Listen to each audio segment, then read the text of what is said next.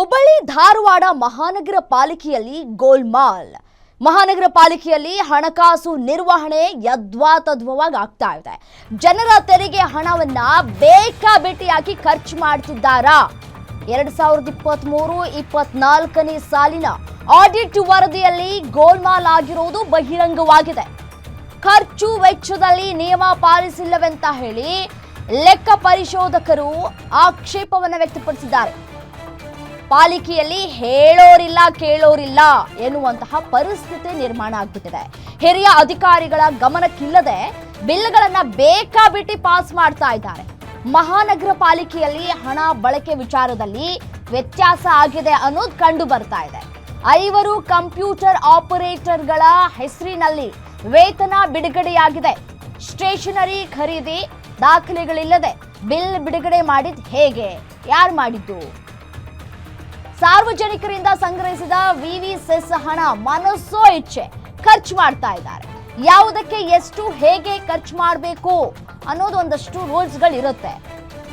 ಆದ್ರೆ ಯಾವುದಕ್ಕೆ ಎಷ್ಟೆಷ್ಟು ಹಣ ಪೋಲಾಗಿದೆ, ಎಷ್ಟು ಖರ್ಚು ಮಾಡಿದ್ದಾರೆ ಇವ್ರುಗಳು, ಯಾವುದಕ್ಕೂ ಕೂಡ ದಾಖಲೆಗಳೇ ಇಲ್ಲ. ಬೇಕಾಬಿಟ್ಟಿ ತೆರಿಗೆ ಹಣವನ್ನ ಖರ್ಚು ಮಾಡ್ತಾ ಇದ್ದಾರೆ. ವೇರಿಯೇಷನ್ಗಳು ಕೂಡ ಕಂಡು ಬರ್ತಾ ಇದೆ.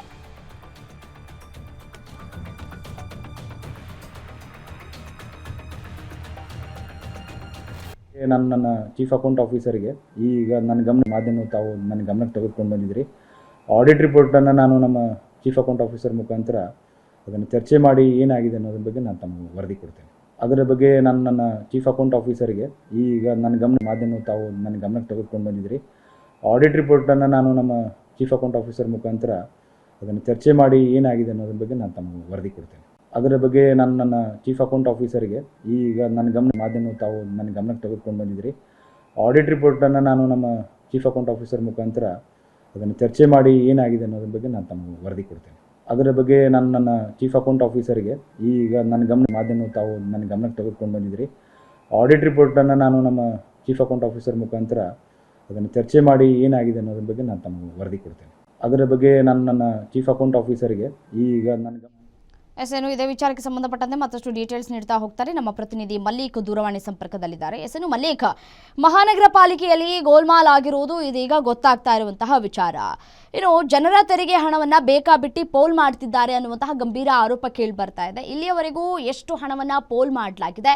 ಮೇಲಾಧಿಕಾರಿಗಳ ಗಮನಕ್ಕೆ ತರುವಂತಹ ಕೆಲಸಗಳಾಗಿದ್ಯಾ? ಖಂಡಿತ ರಮ್ಯ, ಹುಬ್ಬಳ್ಳಿ ಧಾರವಾಡ ಮಹಾನಗರ ಪಾಲಿಕೆಯಲ್ಲಿ ಖರ್ಚು ವೆಚ್ಚದ ಬಗ್ಗೆ ಸರಿಯಾದ ಮಾಹಿತಿಯನ್ನ ಆಡಿಟ್ ನಲ್ಲಿ ವರದಿಯಲ್ಲಿ ನಮೂದಿಸಿಲ್ಲ ಎನ್ನುವ ಮಾಹಿತಿ ಈಗ ಬಹಿರಂಗ ಆಗಿರುವಂಥದ್ದು. 2023-24ನೇ ಸಾಲಿನ ಹಣಕಾಸು ವ್ಯವಸ್ಥೆಯಲ್ಲಿ ಒಂದು ಗೋಲ್ಮಾಲ್ ಆಗಿರುವಂತದ್ದು ಸ್ಪಷ್ಟವಾಗಿ ಮೇಲ್ನೋಟಕ್ಕೆ ಕಂಡು ಬರ್ತಾ ಇದೆ. ಮತ್ತು ಒಟ್ಟಾರೆಯಾಗಿ ಎಷ್ಟು ಹಣವನ್ನ ಇಲ್ಲಿ ಆಡಿಟ್ ನಲ್ಲಿ ವಂಚನೆ ಮಾಡಲಾಗಿದೆ ಅಥವಾ ತಪ್ಪಾಗಿ ನಮೂದಿಸಲಾಗಿದೆ ಅಥವಾ ಯಾರಾದ್ರೂ ಕೈವಾಡದಿಂದ ಈ ಹಣವನ್ನ ನುಂಗಿದ್ದಾರೆ ಎನ್ನುವ ಪ್ರಶ್ನೆಗೆ ಇದುವರೆಗೂ ಉತ್ತರ ಸಿಕ್ಕಿಲ್ಲ. ಆದರೆ ಹಿರಿಯ ಅಧಿಕಾರಿಗಳೇ ಇದರಲ್ಲಿ ಪಾಲಿಕೆ ಅಧಿಕಾರಿಗಳೇ ಶಾಮೀಲಾಗಿದ್ದಾರೆ ಅನ್ನುವ ಒಂದು ಆರೋಪ ಕೂಡ ಗಂಭೀರವಾಗಿ ಕೇಳಿ ಬರ್ತಾ ಇದೆ. ಬಿಜೆಪಿ ಆಡಳಿತ ಇರ್ತಕ್ಕಂಥ ಹುಬ್ಬಳ್ಳಿ ಧಾರವಾಡ ಮಹಾನಗರ ಪಾಲಿಕೆಯಲ್ಲಿ ಪಾಲಿಕೆ ಆಯುಕ್ತರಿದ್ದಾರೆ, ಇವರ ನಿಗ್ರಾಣಿಯಲ್ಲಿ ಇದ್ರೂ ಕೂಡ ಹಿರಿಯ ಇಂಜಿನಿಯರ್ಗಳು ಮತ್ತೆ ಕಲೆಕ್ಟರ್ಗಳು ಇವರು ಎಲ್ಲರ ನಿಗ್ರಾಣಿಯಲ್ಲಿ ಇದ್ರೂ ಕೂಡ ಓಪನಿಂಗ್ ಮತ್ತು ಕ್ಲೋಸಿಂಗ್ ಬ್ಯಾಲೆನ್ಸ್ ಏನಿದೆ ಇದರಲ್ಲಿ ಬಹುದೊಡ್ಡ ಮೊತ್ತ ಒಂದು ವ್ಯತ್ಯಾಸ ಕಂಡು ಬರ್ತಾ ಇರುವಂತದ್ದು. ಸ್ವಚ್ಛತಾ ಕಾರ್ಮಿಕರು ಸಿಎಒ ಕಚೇರಿಯಲ್ಲಿ ಇರ್ತಕ್ಕಂಥ 5 ಕಂಪ್ಯೂಟರ್ ಆಪರೇಟರ್ಗಳ ಹೆಸರಿನಲ್ಲಿ ವೇತನವನ್ನು ಕೂಡ ಬಿಡುಗಡೆ ಮಾಡಿದ್ದಾರೆ. ಅಲ್ಲದೆ ಸ್ಟೇಷನರಿ ಖರೀದಿ ಕಂಪ್ಯೂಟರ್ ಆಪರೇಟರ್ಗಳು ಏನ್ ಹೇಳ್ತಾ ಇದ್ದಾರೆ? ಅವರೇ ಬಿಲ್ ಪಾಸ್ ಮಾಡಿಸಿದಂತ ಅಥವಾ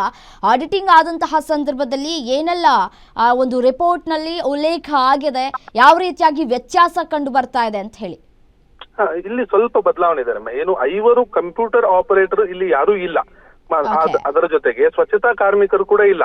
ಇವರಿಗೆ ವೇತನ ನೀಡಲಾಗಿದೆ ಎನ್ನುವ ಒಂದು ಅಂಶವನ್ನ ಅಲ್ಲಿ ನಮೂದಿಸಿ ಹಣವನ್ನ ತೆಗೆದಿರುವಂತದ್ದು ಪ್ರಮುಖವಾಗಿ. ಇದು 1 ವರ್ಷದ ಅಧಿಕ ಟೈಮ್ಗೂ ಕೂಡ ಅಧಿಕ ಸಮಯದಲ್ಲಿ ಈ ಹಣವನ್ನ ತೆಗೆದಿದ್ದಾರೆ. ಈ 5 ಕಂಪ್ಯೂಟರ್ ಆಪರೇಟರ್ಗಳು ಯಾರು, ಏನ್ ಕೆಲಸ ಮಾಡಿದರು, ಯಾರ ಅಧೀನದಲ್ಲಿ ಕೆಲಸ ಮಾಡಿದ್ರು ಅನ್ನೋದು ಸ್ಪಷ್ಟವಾಗಿ ಉಲ್ಲೇಖವಿಲ್ಲ. ಆದ್ರೆ ಇವರ ಹೆಸರಿನಲ್ಲಿ ಹಣವನ್ನ ಅವರ ಸ್ಯಾಲರಿ ರೂಪದಲ್ಲಿ ಹಣವನ್ನ ತೆಗೆಯಲಾಗಿದೆ. ಜೊತೆಗೆ ಏನು ಪೌರ ಕಾರ್ಮಿಕರಿರ್ತಾರೆ ಮತ್ತು ಸ್ವಚ್ಛತಾ ಕಾರ್ಮಿಕರಿರ್ತಾರೆ, ನಾನ್ ಕ್ಲಿನಿಕ್ ವಿಭಾಗದಲ್ಲಿ ಕೆಲಸ ಮಾಡ್ತಿದ್ದಾರೆ, ಇವರು ಒಂದು 10 ಜನರ ಹೆಸರಿನಲ್ಲಿಯೂ ಕೂಡ ಹಣವನ್ನ ತೆಗೆದಿದ್ದಾರೆ. ಇದೆಲ್ಲವೂ ಕೂಡ ಹಿರಿಯ ಅಧಿಕಾರಿಗಳ ನಿಗ್ರಾಣಿಯಲ್ಲಿ ನಡೀತಕ್ಕಂಥದ್ದು. ಇದಕ್ಕೆ ಒಂದು ಷಡ್ಯಂತ್ರ ರೂಪಿಸಿ ಸರ್ಕಾರದ ಹಣವನ್ನ ತಿಂದಿದಾರೋ ಅಥವಾ ಇದು ನಿಜವಾಗಿಯೂ ನಡೆದಿದೆ ಅನ್ನುವುದು ಸ್ಪಷ್ಟವಾಗಿ ಗೊತ್ತಾಗ್ತಿಲ್ಲ. ಅದರ ಜೊತೆಗೆ ಓಪನಿಂಗ್ ಮತ್ತು ಕ್ಲೋಸಿಂಗ್ ಏನ್ ಬ್ಯಾಲೆನ್ಸ್ ಇದೆ ಇದರಲ್ಲಿ ಕೂಡ ತುಂಬಾನೇ ವ್ಯತ್ಯಾಸ ಕಂಡು ಬರ್ತಾ ಇದೆ ಅನ್ನೋ ಒಂದು ಆರೋಪ ಕೇಳಿ ಬರ್ತಾ ಇದೆ. ಈ ಬಗ್ಗೆ ಮಲ್ಲಿಕ್, ಈಗ ನೀವು ಹೇಳಿದ್ರಿ 5 ಕಂಪ್ಯೂಟರ್ಗಳು ಯಾರು ಅನ್ನೋದೇ ಗೊತ್ತಿಲ್ಲ, ಬಟ್ ಆದ್ರೆ ಹಣ ಪೋಲ್ ಆಗಿದೆ ಅನ್ನೋದನ್ನ ಹೇಳಿದ್ರಿ.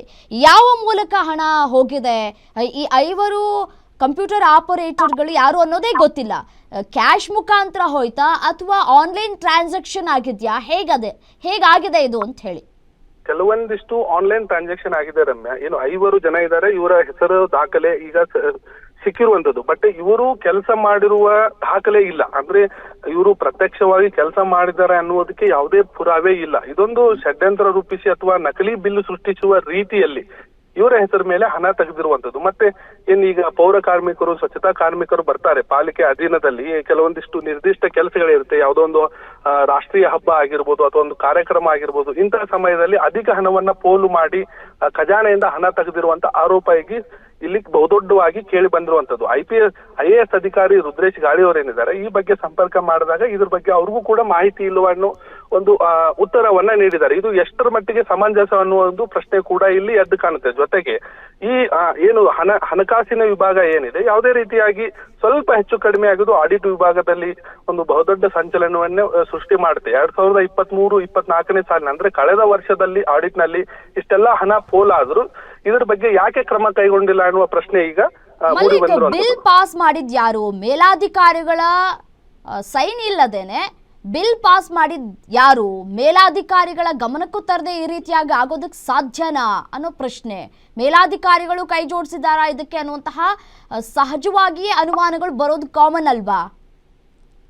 ಖಂಡಿತವಾಗ್ಲೂ ರಮ್ಯಾ, ಏನು ಮಹಾನಗರ ಪಾಲಿಕೆಯ ಅಡಿಯಲ್ಲಿ ಒಂದು ಖಜಾನೆ ವಿಭಾಗ ಏನಂತ ಏನಿದೆ, ಇದರಲ್ಲಿ ತಾಂತ್ರಿಕ ವಿಭಾಗ ಆಗಿರ್ಬೋದು ಮತ್ತೆ ಹಿರಿಯ ಅಧಿಕಾರಿಗಳ ನಿಗರಾಣಿಯಲ್ಲಿ ಒಂದು ಸಪರೇಟ್ ವಿಂಗ್ ಕೂಡ ಇರುತ್ತೆ. ಆ ವಿಂಗ್ ನಲ್ಲಿ ಓರ್ವ KS ಅಧಿಕಾರಿ ಇರ್ತಾರೆ, ಅವರ ಅಧೀನದಲ್ಲಿ ಇಂಜಿನಿಯರ್ಗಳು ಇರ್ತಾರೆ, ಮತ್ತೆ FDA SD ಅಧಿಕಾರಿಗಳು ಇರ್ತಾರೆ, ಮತ್ತು ಗುಮಾಸ್ತರು ಕೂಡ ಇರ್ತಾರೆ. ಇವರೆಲ್ಲರ ನಿಗರಾಣಿಯಲ್ಲಿ ಒಂದು ಸ್ಪಷ್ಟವಾಗಿ ದಾಖಲೆಗಳ ಸಮೇತ ಹಣವನ್ನ ರಿಲೀಸ್ ಮಾಡಬೇಕು ಮತ್ತು ಮನಸೋ ಇಚ್ಛೆ ಯಾರು ಕೂಡ ಖರ್ಚು ಮಾಡುವ ಹಾಗಿಲ್ಲ. ಈ ಬಗ್ಗೆ ಒಂದು ಸ್ಪಷ್ಟ ನಿರ್ದೇಶನ ಕೂಡ ಇದೆ. ಈ ಹಿಂದೆ ಸರ್ಕಾರಗಳಿಗೆ ಕೂಡ ನಿರ್ದೇಶನವನ್ನ ಸೂಚನೆಯನ್ನ ಹೊರಡಿಸಿರುವಂತದ್ದು. ಆದರೆ ಸ್ಟೇಷನರಿ ಖರೀದಿ ಮತ್ತೆ ಸಣ್ಣ ಪುಟ್ಟ ಸಾಮಗ್ರಿಗಳ ಖರೀದಿ ಮತ್ತೆ ಪಾಲಿಕೆಯ ವೆಚ್ಚದಲ್ಲಿ ಯಾವುದಾದ್ರೂ ಒಂದು ಅವಶ್ಯಕತೆ ಇದ್ದಾಗ ಖರೀದಿ ಮಾಡತಕ್ಕಂತ ಏನು ವ್ಯವಸ್ಥೆ ಇದೆ, ಈ ಹಿಂದಿನಿಂದ ಕೂಡ ಬಂದಿರುವಂತದ್ದು. ಇದನ್ನ ಇವರು ಸರಿಯಾಗಿ ನಮೂದಿಸಬೇಕು ಎನ್ನುವ ಒಂದು ಸೂಚನೆ ಕೂಡ ಇದೆ. ಆದ್ರೆ ಇದೆಲ್ಲವನ್ನೂ ಕೂಡ ಇಲ್ಲಿ ಉಲ್ಲಂಘನೆ ಮಾಡಿದ್ದಾರೆ ಎನ್ನುವ ಒಂದು ಆರೋಪ ಕಂಡು ಬಂದಿದೆ. ಥ್ಯಾಂಕ್ ಯು ತಮ್ಮೆಲ್ಲ ಮಾಹಿತಿಗಾಗಿ. ಇನ್ನು ಇದೇ ವಿಚಾರಕ್ಕೆ ಸಂಬಂಧಪಟ್ಟಂತೆ ನಮ್ಮ ಜೊತೆ ಮಾತನಾಡಲಿಕ್ಕೆ ನಾಗರಾಜ್ ಗೌರಿ, ಕಾಂಗ್ರೆಸ್ನ ಮುಖಂಡರು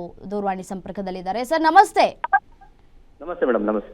ನೋಡಿ ಸರ್, ಜನರ ತೆರಿಗೆ ಹಣನ ಬೇಕಾಬಿಟ್ಟಿ ಖರ್ಚು ಮಾಡ್ತಾ ಇದ್ದಾರೆ.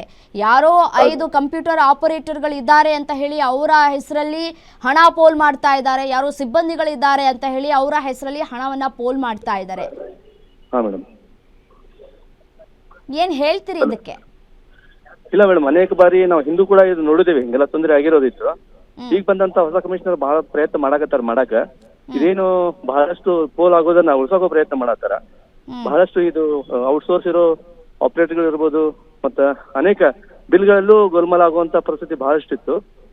ಈಗ ಇದ್ದಂತ ಮಹಾನಗರ ಇಂಥ ಆಯುಕ್ತರು ಬಂದಂತವ್ರು ಕಂಟ್ರೋಲ್ ಮಾಡಕ್ ಪ್ರಯತ್ನ ಮಾಡಕತ್ತಾರ. ಆದಷ್ಟು ಈಗೇನ್ ಸಾರ್ವಜನಿಕರ ದುಡ್ಡಿದು ಪೋಲ್ ಆಗದಂಗ್ ಪ್ರಯತ್ನ ಮಾಡ್ಬೇಕಂತ ನಮ್ಮ ಬೇಡಿಕೆ. ನೆನ್ನೆ ಮೊನ್ನೆಯಿಂದ ಆಗ್ತಾ ಇಲ್ಲ ಸರ್. ನೋಡಿ, 2023ರಿಂದ ಆಗ್ತಾ ಇದೆ, ಇದೇ ರೀತಿಯಾಗಿ ಗೋಲ್ಮಾಲ್ ಆಗ್ತಾ ಇದೆ. ಆದ್ರೂ ಕೂಡ ಯಾವುದೇ ರೀತಿಯಾದಂತಹ ಕ್ರಮವನ್ನ ತೆಗೆದುಕೊಂಡಿಲ್ಲ. ರಾಜ್ಯದಲ್ಲಿ ಇರೋದು ಕಾಂಗ್ರೆಸ್ನ ಸರ್ಕಾರ. ಹಾ ಮೇಡಮ್. ಇಲ್ಲ ಮೇಡಮ್, ನಿಜವಾಗ್ಲೂ ಅನೇಕ ಬಾರಿ ಇದು ಮಂತ್ರಿಗಳಿಗೂ ನಾವು ಗಮನಕ್ಕೆ ತಗೊಂಡ್ ಬಂದಿದ್ವಿ. ಈಗ ತಾನೇ ನೂತನ ಆಯುಕ್ತರು ಏನ್ ಬಂದಾರ, ಅವರು ಬಹಳಷ್ಟು ಕಂಟ್ರೋಲ್ ಮಾಡಕ್ ಪ್ರಯತ್ನ ಮಾಡತ್ತಾರ. ಈ ಹಿಂದೆ ಆದಂತ ತಪ್ಪುಗಳನ್ನ ಈಗ ಮುಂದೆ ಆಗ್ಲಾರ್ದಂಗ ಇವ್ರಿಗೆ ಗುತ್ತಿಗೆದಾರರಿರ್ಬೋದು, ಔಟ್ಸೋರ್ಸ್ ಅವ್ರಿಗೆ ಸ್ಯಾಲರಿ ಕೊಡೋದಿರ್ಬೋದು. ಈಗ ಇಷ್ಟು ಹಣ ಪೋಲ್ ಆಗಿದ್ಯಲ್ಲ, ಯಾರು ಇದನ್ನ ಭರಿಸ್ತಾರೆ ಅಂತ ಹೇಳಿ? ಅಲ್ಲ, ನಿಜವಾಗ್ಲೂ ಅದು ತನಿಖೆ ಆಗ್ಬೇಕು ಮೇಡಮ್. ಇದೇನ್ ತೊಂದರೆ ಆಗ್ತಾ ಇದೆ, ಏನ್ ಪೋಲ್ ಆಗಿದೆ, ಇದು ತನಿಖೆ ಆಗ್ಬೇಕಂತ ನಾವು ಕೂಡ ಆಗ್ರಹಿಸ್ತೇವೆ ಮೇಡಮ್. ಯಾರೋ ಒಬ್ರೋ ಇಬ್ರೋ ಮಾಡುವಂತಹ ಈ ರೀತಿಯಾದಂತಹ ಕಳ್ಳ ವ್ಯವಹಾರ, ಕಳ್ಳ ಕೆಲಸಕ್ಕೆ ಅಲ್ಲಿದ್ದಂತಹ ಎಲ್ಲಾ ಸಿಬ್ಬಂದಿಗಳ ಮೇಲೂ ಅನುಮಾನವನ್ನ ಪಡ್ಬೇಕಾಗತ್ತೆ. ಅವ್ರು ಮಾಡದೇ ಇರೋ ತಪ್ಪಿಗೂ ಕೂಡ ಅವ್ರಿಗೆ ಅನುಮಾನವನ್ನ ಪಡ್ಬೇಕಾಗತ್ತಲ್ಲ. ನಿಜ ನಿಜ ಮೇಡಮ್, ನಿಜ. ಇದಕ್ಕೆ ಕಡಿವಾಣ ಹಾಕೋದು ಯಾವಾಗ ಅಂತ ಹೇಳಿ? ಇಲ್ಲ ಮೇಡಮ್, ಆದಷ್ಟು ಬೇಗ ನಾವು ಕೂಡ ಅನೇಕ ಹೋರಾಟದ ಎಚ್ಚರಿಕೆಯನ್ನು ಕೊಟ್ಟಿದ್ದೀವಿ. ತೊಂದರೆ ಆಗ್ಲಾರ್ದಂಗೆ ಹೋರಾಟ ಇದನ್ನ ಮುಂದಾದ್ರೂ ಕೂಡ ಸರಿ ಹೋಗ್ಲಿಲ್ಲ ಅಂತಂದ್ರೆ ಸದ್ಯದಲ್ಲಿ ನಾವೆಲ್ಲ ಹೋರಾಟ ಮಾಡ್ತೀವಿ ಅನ್ನೋ ನಮ್ಮ ಕಾಂಗ್ರೆಸ್ ಪಕ್ಷದಿಂದನೂ ಇರ್ಬೋದು, ನಮ್ಮದೇ ಸರ್ಕಾರ ಇದ್ರು ಕೂಡ ನಮ್ಮ ಮಂತ್ರಿಗಳ ಗಮನಕ್ಕೆ ಈಗಾಗಲೇ ತಂದೇವಿ. ಅವರು ಸರಿದೂಗಿಸೋ ಮಾತು ಕೊಟ್ಟಿದ್ದಾರೆ. ಸದ್ಯದಲ್ಲೇ ಸರಿ ಒಂದು ವಿಶ್ವಾಸ ಐತಿ, ಇಲ್ಲಾಂದ್ರೆ ಅನಿವಾರ್ಯ ನಾವು ಹೋರಾಟ ಮಾಡೋ ಪರಿಸ್ಥಿತಿ ಬರುತ್ತೆ. ಓಕೆ ನಾಗರಾಜ್ ಅವರೇ, ಕಾದ್ ನೋಡೋಣ. ಗ್ಯಾರಂಟಿ ನ್ಯೂಸ್ ಸುದ್ದಿ ಬಿತ್ತರ ಮಾಡಿದೆ, ಇನ್ನು ಮುಂದೆ ಆದರೂ ಕೂಡ ಸರಿದೂಗಿಸುವಂತಹ ಕೆಲಸಗಳಾಗುತ್ತಾ, ಕ್ರಮಗಳಾಗುತ್ತಾ, ಕಾದ್ ನೋಡೋಣ. ಧನ್ಯವಾದಗಳು ಗ್ಯಾರಂಟಿ ನ್ಯೂಸ್ ಜೊತೆ ಮಾತನಾಡಿದ್ದಕ್ಕಾಗಿ.